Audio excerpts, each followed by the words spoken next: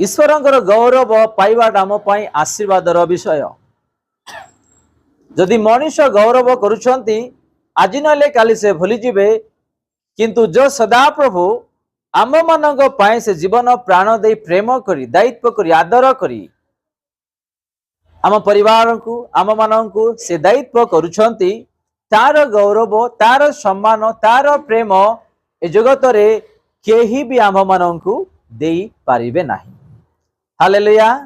आपण माने बुझुछंती।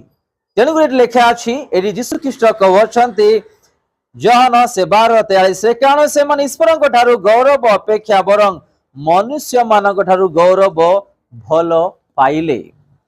आज मनुष्य मानक ठारू गौरव पाइबा पई अनेक रास्ता चलुछंती, किंतु मनुष्य मानकर गौरव केवल क्षणिक मात्र।